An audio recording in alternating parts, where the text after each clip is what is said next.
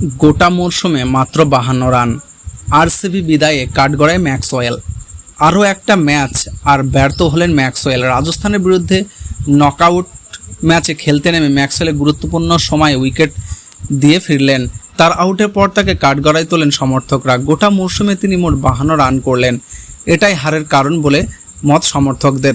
Maxwell মানে সমর্থকদের মনে একটা জিনিস আসে, যেটা হচ্ছে বড় শট। কিন্তু গত ওডিআই বিশ্বকাপে যে ম্যাক্সওয়েল দেখা গিয়েছে, এবার আইপিএলে সেই একই মাঠগুলোতে যেন ম্যাক্সওয়েলের ছায়া দেখা গেল। পুরো আইপিএল খেলে বলার মতো কিছুই করতে পারলেন না। নকআউটে যেখানে টিম গেম দরকার, সেখানে ম্যাক্সওয়েল এলিমেন্টার ম্যাচে গোল্ডেন ডাক হলেন ও গুরুত্বপূর্ণ সময়ে ম্যাচ ছেড়ে দিলেন। দল আইপিএল থেকে বেরিয়ে যাওয়ার পর সমর্থকদের কাঠগড়ায় তিনি।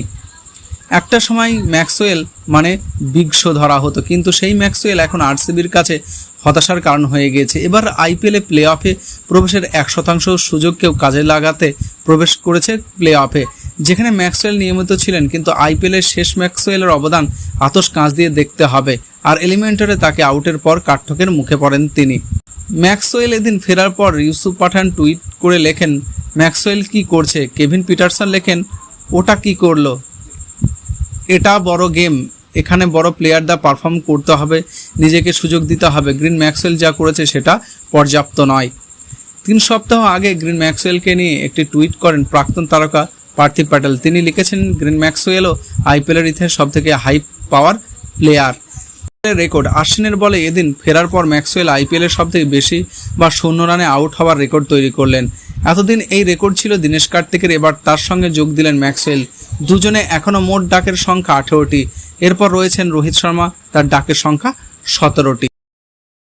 17তম আইপিএল ম্যাক্সওয়েল। চলতি বছর আইপিএলের ম্যাক্সওয়েলের এলিমেন্টারি ম্যাচ নিয়ে মোট 10টি ম্যাচ খেলেছেন আর রান করেছেন 52, সর্বোচ্চ 28 রান, 6টা উইকেট নিয়েছেন তিনি। একজন টপ অর্ডার ব্যাটার 10টা ম্যাচে 52 রান করার পরেও কেন তাকে এলিমেন্টারির মতো গুরুত্বপূর্ণ ম্যাচে খেলানো হলো? ম্যাক্সওয়েল এর থেকে 30 রানের মতো পেলে শেষ পর্যন্ত লড়তে পারতেন আরসিবি বলাররা। এখানেই পিছিয়ে পড়ে দল। আগামী বছর রয়েছে মেগা নিলাম, তার আগে ম্যাক্সওয়েলকে নিয়ে আরসিবি সিদ্ধান্ত নেয়, সেই দিকেই তাকিয়ে সমর্থকরা।